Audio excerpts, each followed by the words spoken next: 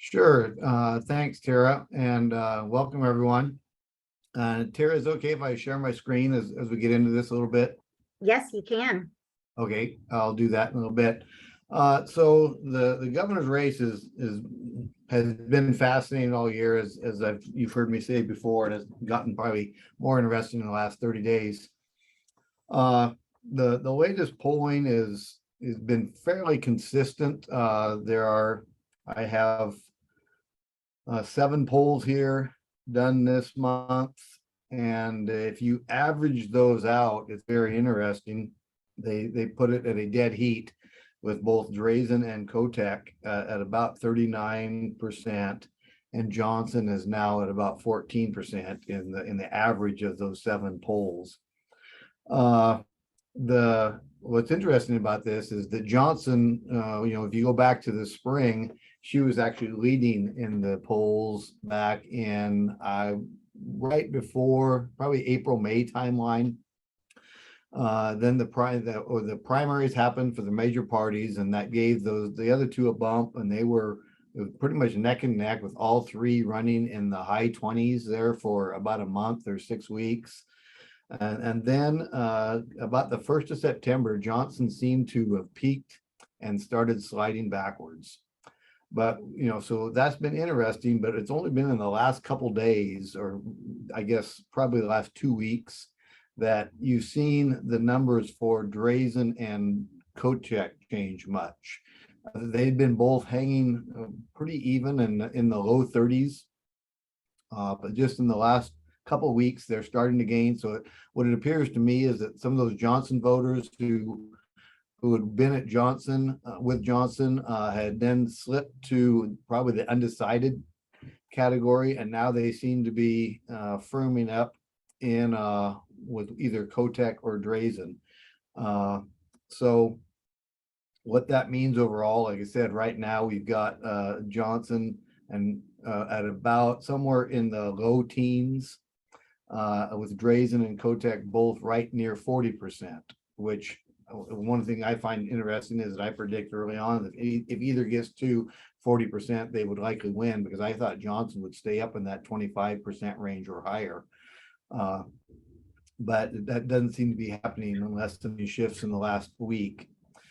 There are 2 outlier polls, which in the last week, or 10 days, I guess, which is kind of interesting. One of those, which was paid for by Kotek, so it probably isn't a surprise that it showed Kotek with a 8-point lead over Drazen, and that one came out about 10 days ago.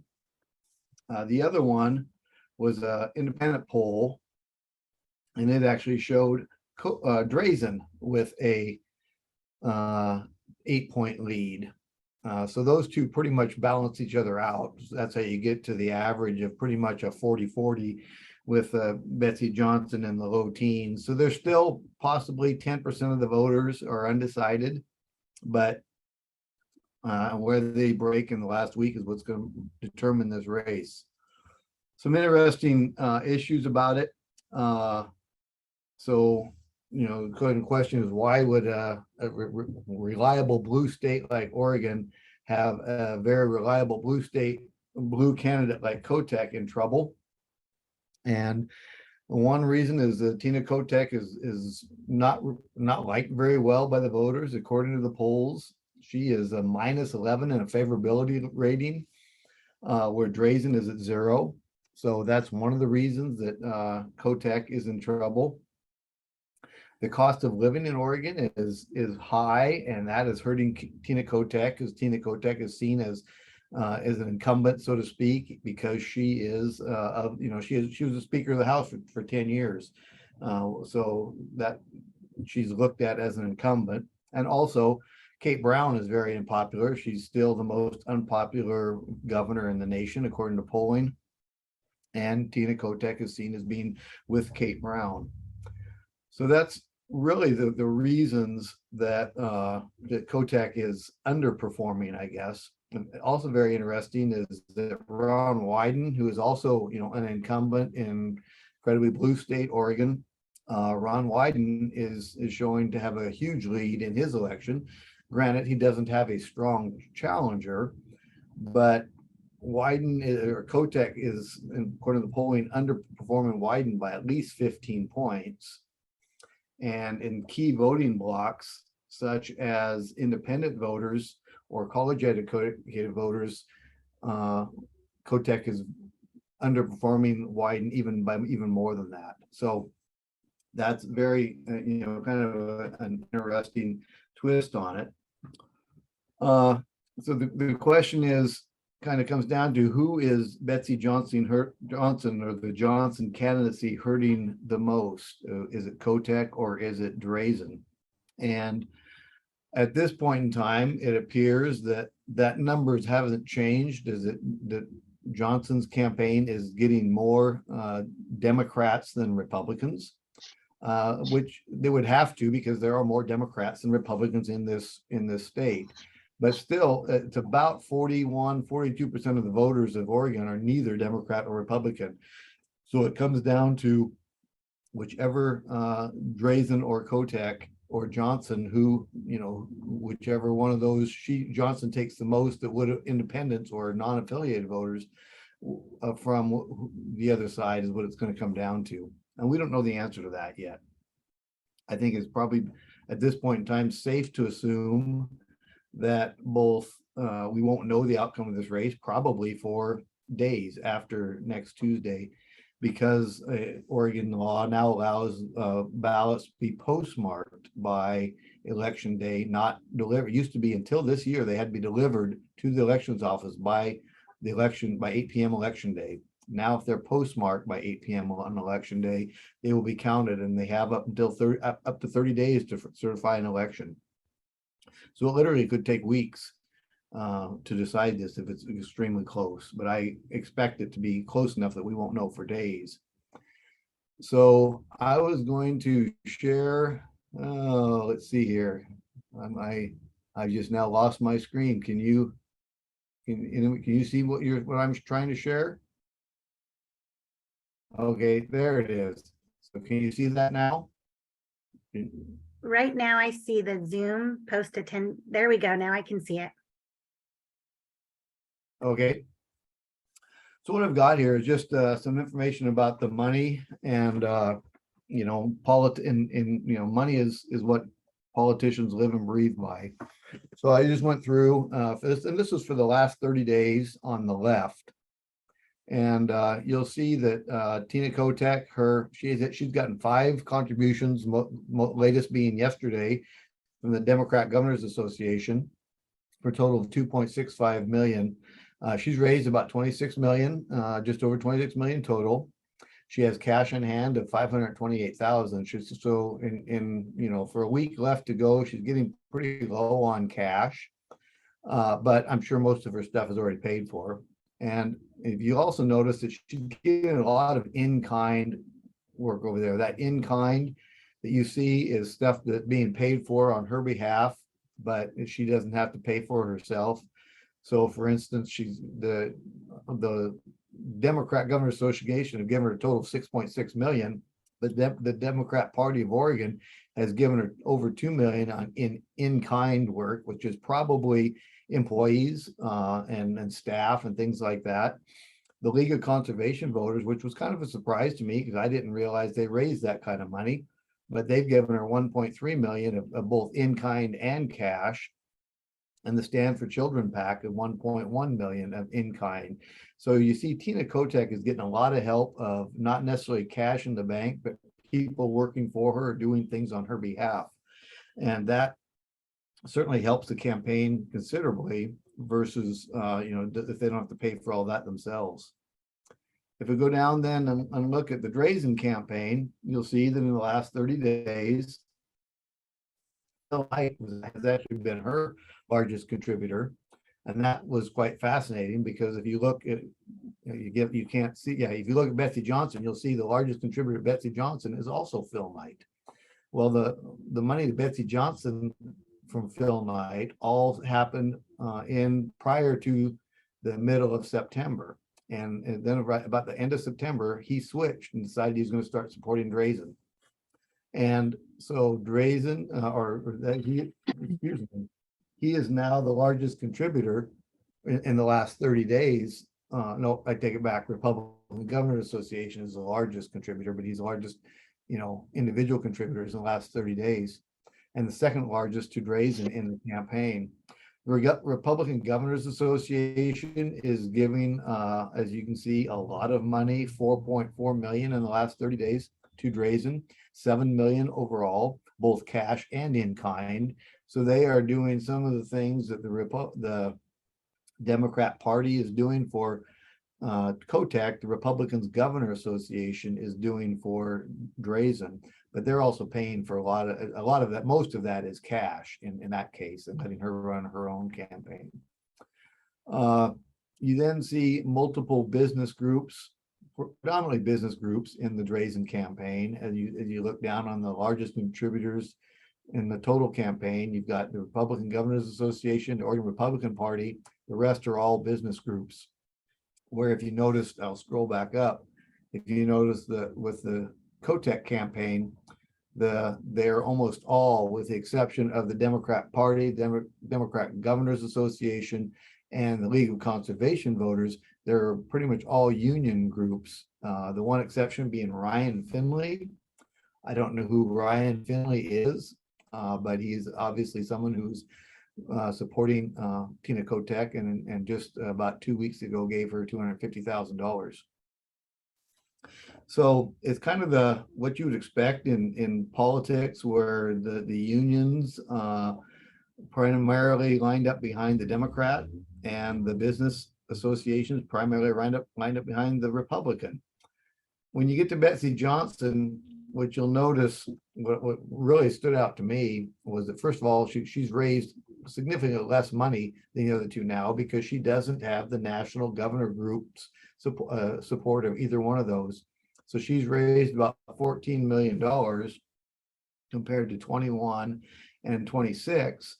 But if you look at the amount of money that comes from those national groups, 6 for COTEC and 7 for Drazen, you take that out of the mix and they're all pretty even. Well, what's really happened in the last 30 days, you look at Drazen there raised almost 8 million in the last 30 days. COTEC was 7.6 million, Johnson only 410,000.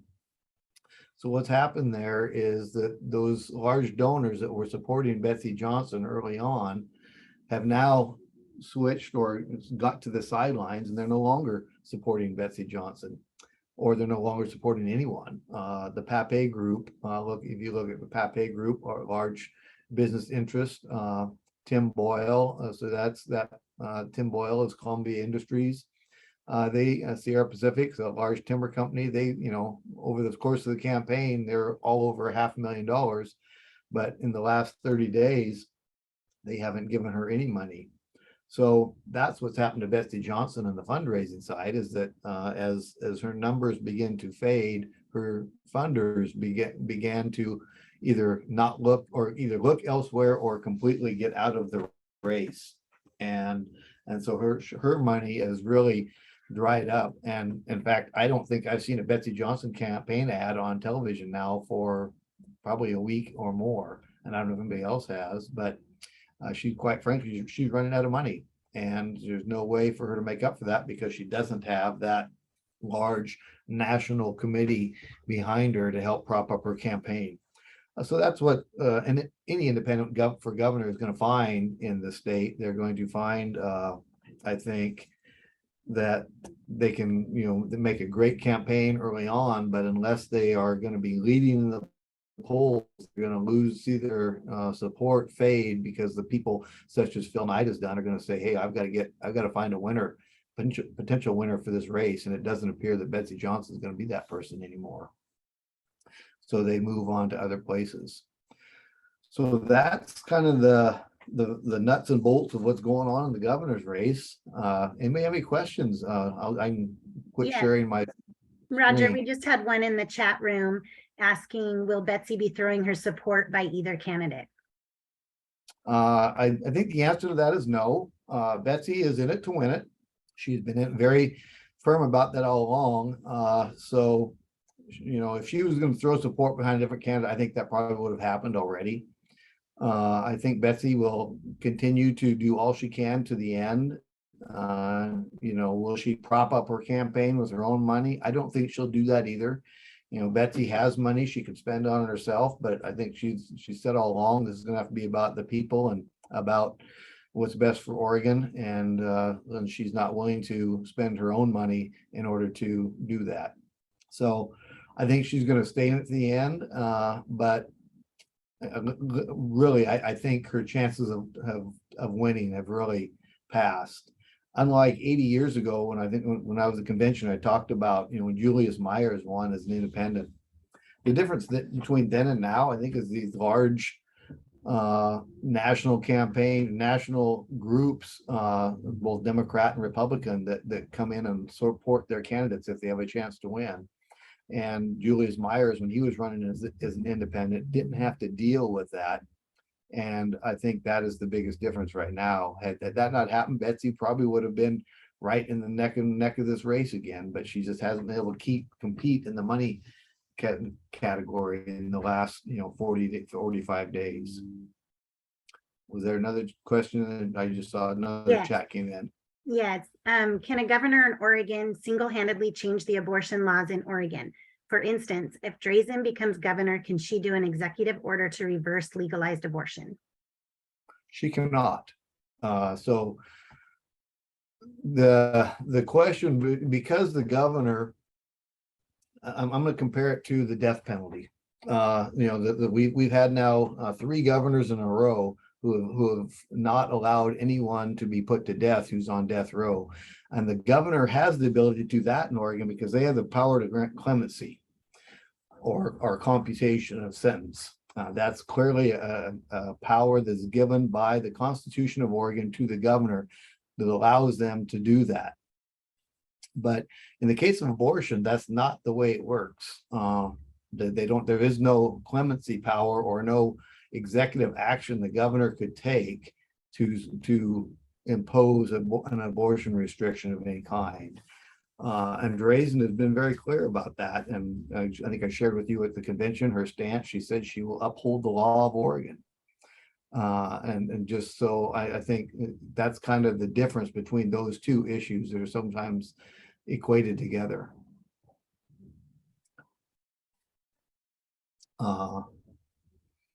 Anything else? What have you been hearing on the candidates, if they win, who they would appoint to head up different areas? Great questions. That has been really quiet so far. I know it's been in the news, and Drazen, I've heard her say specifically that she will ask for the resignation of all agency heads, and she will. She then I heard her state most recently that she will ask for all resignations, but she is willing to interview some and potentially reappoint some. And she specifically named the director of OLCC, the Oregon Liquor Control Commission. Actually, it's Oregon Liquor and Cannabis Control Commission now. She said she thought he was doing a good job, and she would entertain that. That was a single example she gave. Betsy Johnson has been similar. She said she will not ask for their resignations immediately, but she would go through and have interviews with each of them and then determine one by one if they will stay or if they will be retained or asked to leave. But interestingly enough, in Oregon, most of the major agencies, the agency heads are not appointed by the governor. We are a very much a board and commission style of government in the state. And for instance, the Department of Transportation, the Department of Environmental Quality, the Department of Forestry, the Department of Fish and Wildlife, or the Oregon Department of Liquor Control Commission. Those are all have boards, and Parks and Recreation all have boards, and those boards actually have the ability to hire and fire the director of the agency. The governor has the ability to appoint commissioners, and there are different ways the commission process works. Some of them, the commissioners serve at the pleasure of the governor, and others, the governor can only remove them for cause. which is the more common one in Oregon now. So the governor can't come in and fire an agency head or come in for most of them and fire the commission or the board that appoints the agency head.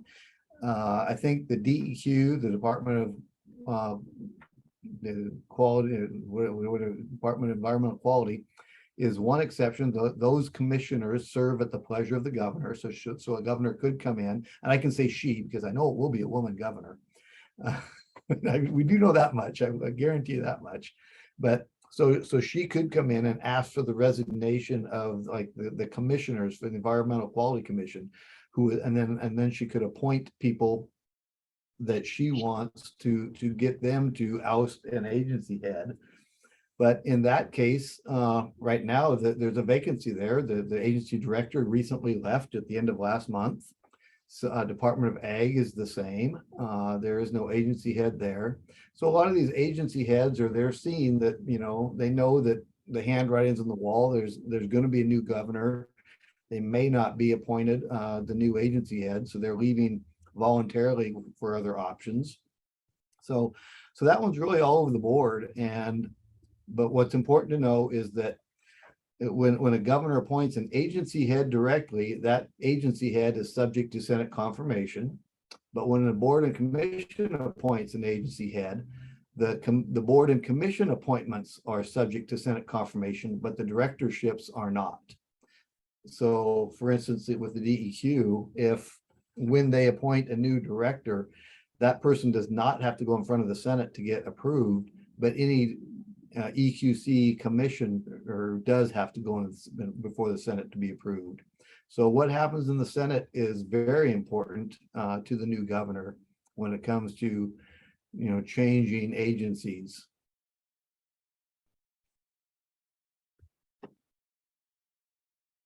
Anybody else have anything? You guys are pretty quiet today.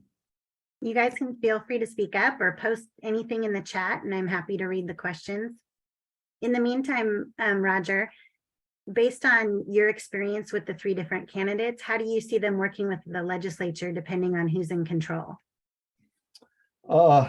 Very interesting question. Obviously, all 3 have substantial legislative experience. Drazen has the least. She only served in the legislature for 4 years herself, but she served as 10 years as a staff in the majority office or the speaker's office. So she's very familiar with it. Johnson has over 20 years and Kotek nearly 20 years in the legislature. So they all know the process very well. I think a lot depends on the makeup of the legislature. I think everyone agrees that the legislature is likely to become a closer aligned legislature. I think the Democrats are likely to lose seats in both House and Senate. Will the Republicans get into a control situation? I would be shocked if they did, especially in the House. There's an outside chance in the Senate that the Republicans could get to a tie to a 15-15 Senate. But I think it's a 16-14 Senate with Democrats control. I think is probably the most likely scenario right now. And a House with probably either 33 or 34 Democrats is probably somewhere where it's going to end up. So whoever the governor is going to be is going to have to work more closely across party lines. I think that would be more difficult for Kotek because Kotek is used to more or less having her way with the legislature for the last 10 years. She has served as speaker in a either supermajority or near supermajority for 10 years. So it's been pretty much she can do whatever she wants to do as speaker. And I think she would expect the same as governor. And especially if it's a 16-14 Senate, it means it only takes one Democrat to defect away from the party for the legislation to stall. And I think having Kotek having not been a senator, that would also hurt her in that regard, because the Senate and the House, they are subtly different in how the legislators react with each other and interact with each other. So Drazen, as having served the minority her entire time, she probably is more knowledgeable about how to get something done through a minority.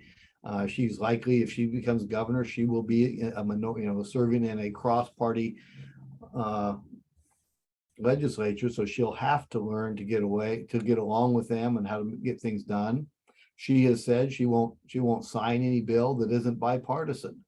So that would force the Democrats in the legislature to work with the Republicans, no matter what the numbers are, if she's stuck with that, which I think that would be the best for Oregonians, if something like that was to happen, that the two parties work together. But you'd have to wait and see. You recall John Kitzhaber, for those of you who were in Oregon time, John Kitzhaber in his first term was working with legislature that was dominated by Republicans at that time, fairly significant majorities, and he got the nickname of Dr. No, as he vetoed, I don't know the exact number, but it was, I believe, close to 100 bills in the first legislative session. The Republicans would pass a bill and he would veto it. And Andresen has said she wouldn't want to be known as the second, veto governor behind John Kitzhaber, so she would want to work with them. So I think it'll be fascinating, no matter which one wins, to see how that works out.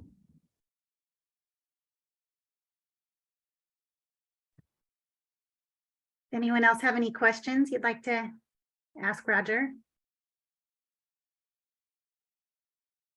Roger, what do you think is the biggest issue to decide this race?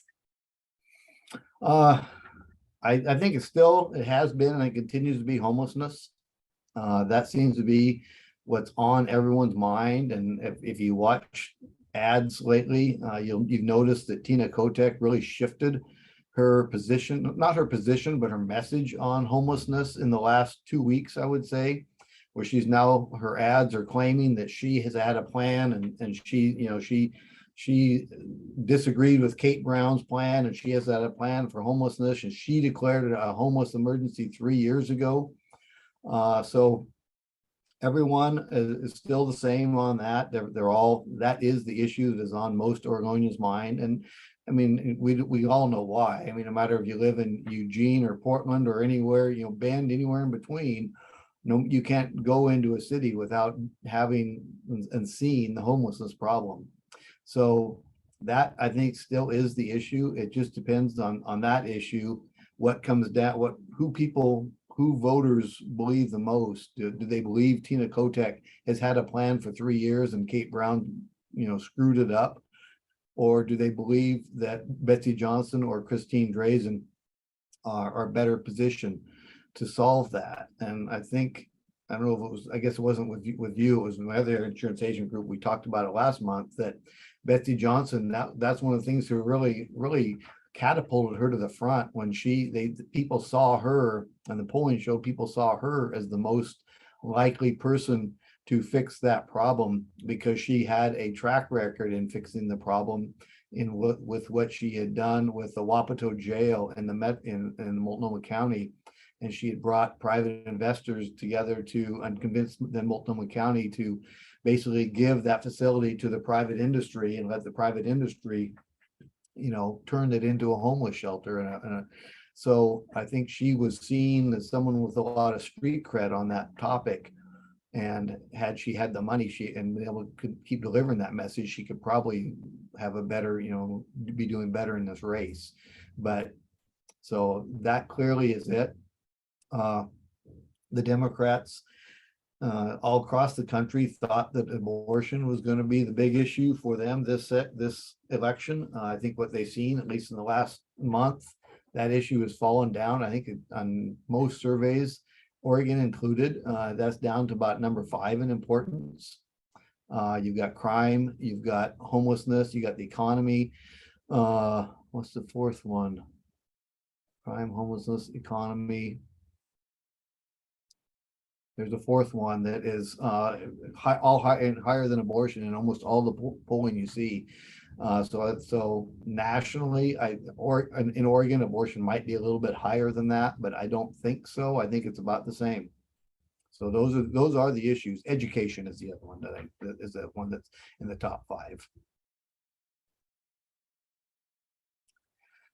Gina, I see, says that she thinks the gun laws are a high priority. That's a interesting take. That one is very localized. I don't know. I haven't seen that show up in any polling, which, you know, people have very strong feelings on it, but it doesn't seem to be nationally, or at least for statewide politics, be getting that kind of traction.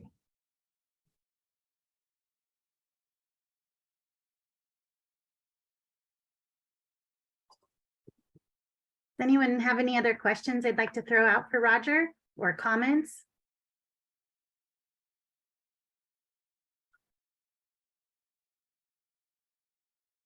The floor is Okay, open. Feel free to share. Yeah.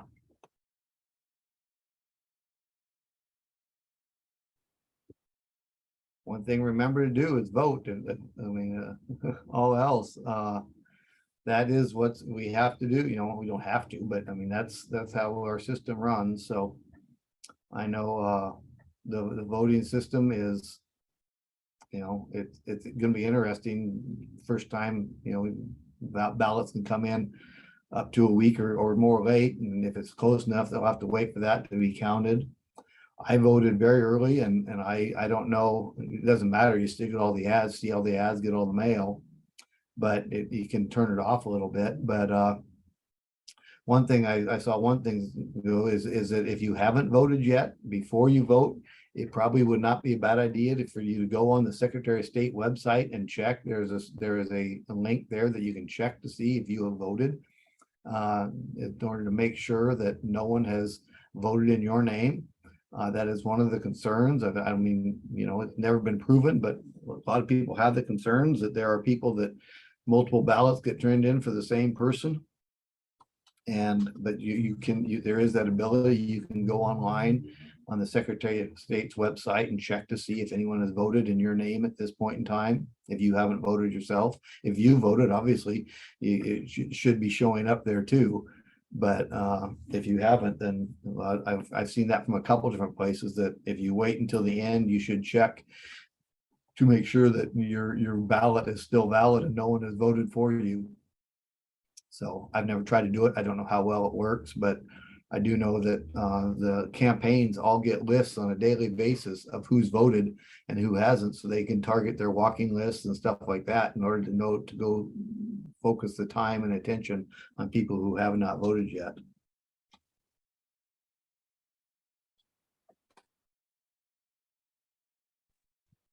Roger, when you talked about homelessness being the #1 priority and Betsy being so out in front of that, do you think it's strictly money then that brought her numbers down, that where she lost traction?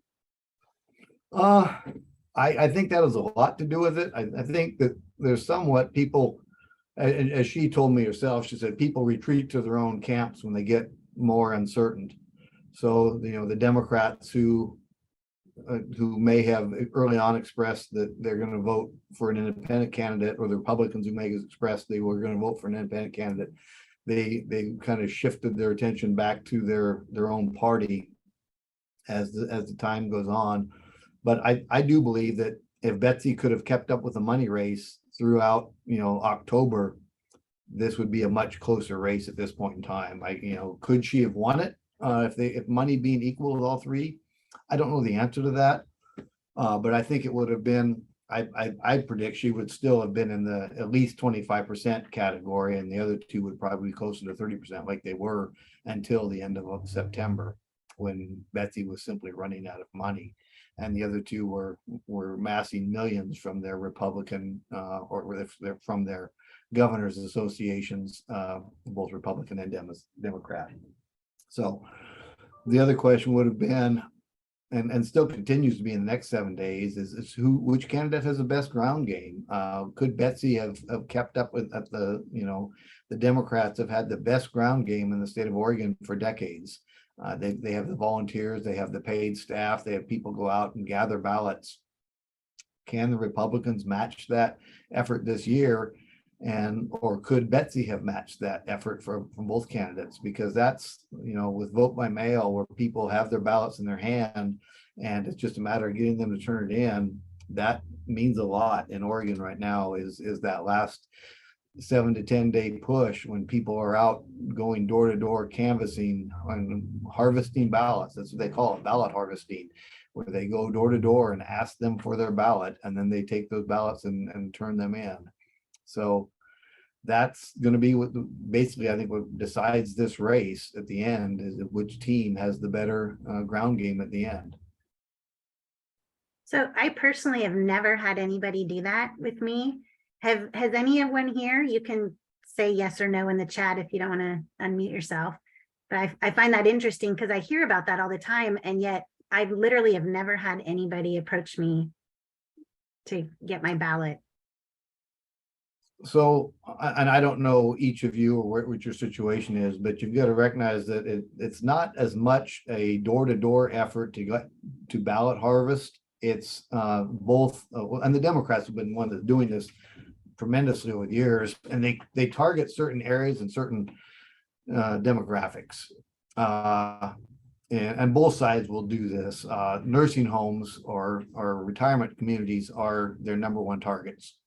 One person could go into a potentially a nursing home or retirement community or assisted living center and know that they have the list. They know that there are potentially dozens, if not hundreds, of ballots there that have not yet been turned in. So they really concentrate on that. And the next area they'll go to, and again, this is more the Democrat side, because if you notice the union support behind Tina Kotek, the unions will target their own members to make sure that they and their families turn out to vote. So I don't know, like I said, I don't know any of you, but I do know that you're not union members yourselves because you're insurance agents. But if you live in a union household, you would be more likely to be a target of a ballot harvesting effort, because they know that's where they don't want to collect, the Democrats don't want to collect all the ballots. They only want to collect Democrat ballots, and the Republicans don't want to collect all the ballots. They only want to collect Republican ballots. So they try to target the areas where they could go to and get the most of those ballots with the least amount of effort. So that's, I would say, why, if you haven't been targeted. I haven't either, but I'm one that always usually votes early. I usually vote the first weekend to get my ballot. Well, that automatically takes me off the list. And I'm not in a union household or a retirement community either. So I'm 3 ways not in the target audience. It's been interesting this year. My husband continues to get text messages from candidates, and I've not received a single text message. Maybe I've been better with my cell phone number than he has. I don't know. We do have another question in the chat. Is there a poll or numbers out that show how many voters in Oregon that wait to decide on a candidate until the last minute? I don't know of a poll, but typically the last weekend so the last 4 days of an election, you're going to have about 50% or higher of the ballots that are going to be turned in come in the last 4 days. So that has been constant throughout vote by mail. It can get higher than that, but it's never less than 50% of the total ballots are going to be in the last 4 days. So you've got what happens, you've got a big peak. So the ballots usually arrive in people's mailboxes on a Thursday or Friday. And the voters pamphlet usually arrives with them or a day or so before the ballot. So this year, I think we received our ballot on a Thursday. The voters pamphlet, I believe, came in on Monday. And so you're going to have about 25% of the people typically are going to vote in the first weekend. And then you're going to have about another 25% of the people, those votes will trickle in, and voting lasts for about 20 days in Oregon. I think it's 19 is what it's supposed to be officially, but somewhere around that 20 days. So you get about 25% of the ballots will come in the first 4 days. 25% are going to come in the next 14 days, 12 or 14 days, and then about 50% in the last 4 days. And that's typically what you'll see is people who, and the undecideds are the ones that typically wait the longest to vote. That's just, and so that's just the way it usually works. I haven't seen anything that's more specific than that, but I do know, I think it was in primary, it was that last 4-day number was much higher. It was like 70% of the ballots or something didn't come in until the last couple of days before the primary election. And it's likely because there was 15 Democrats on the ballot for governor and 19 Republicans on the ballot for governor. So a lot of people were undecided until the very end, and they were waiting to get as much information as they could. So, but those numbers are pretty constant. Roger, at our convention in August, you didn't want to come out and make a prediction. We're a week out now. What do you say? Still too close? I think it's still very close. I do believe that at that point in time, I would have said any of the three can win. Now I would say it's down to two. It's going to be Drazen or Kotek. And you know, if I was in Drazen's position, I think I'd be happy in that she has been leading, and she's been in the lead in every single poll. As I said, there were 7.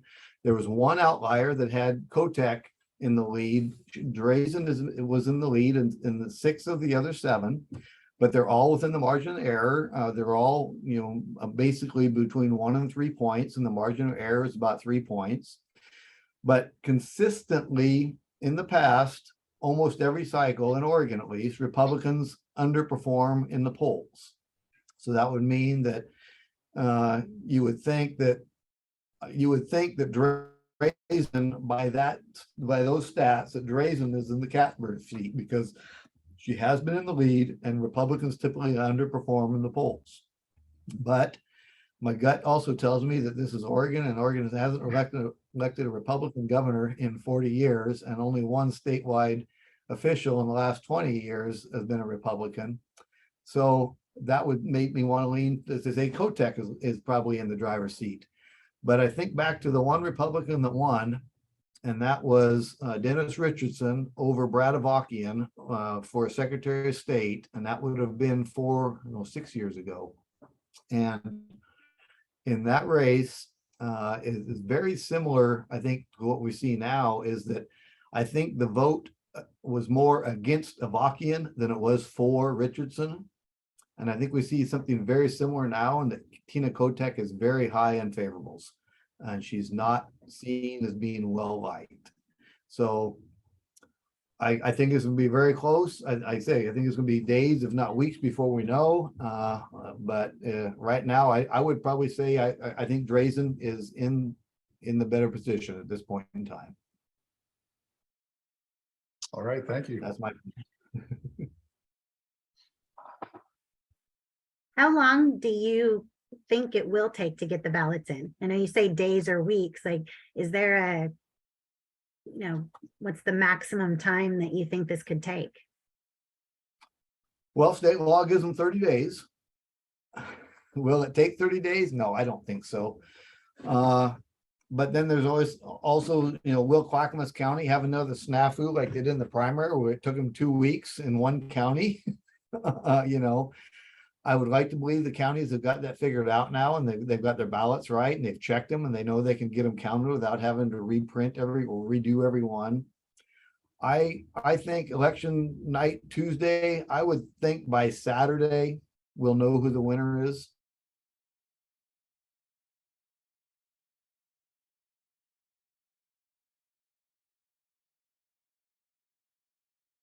Did I freeze up? Nope, you're still moving. Okay. My other computer froze up that I had my other document information. did I for a can't get it to minute. load up again. I don't know what happened. What's that? You froze for a moment, but I think you're back now.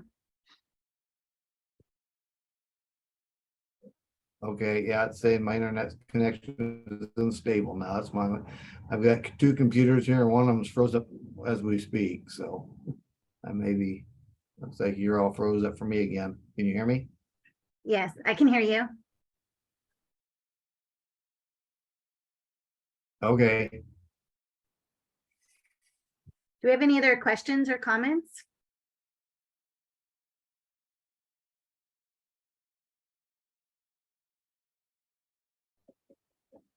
Well, Roger, we really appreciate you sharing all that you've been seeing and hearing and what your past experiences tell us. So thank you very much for doing that. And thank you to those of you who attended today. We'll continue to hold these, so look out for the invites each month. We got some thank Yeah, yous in the chats. Thank you, Roger. Thanks to each of you. And as I said, don't forget to vote. That's greatly important. Thanks, Roger. It was great information. Thanks. All right. Have a nice day, everyone. All right. Thank you. Bye, everyone. Goodbye.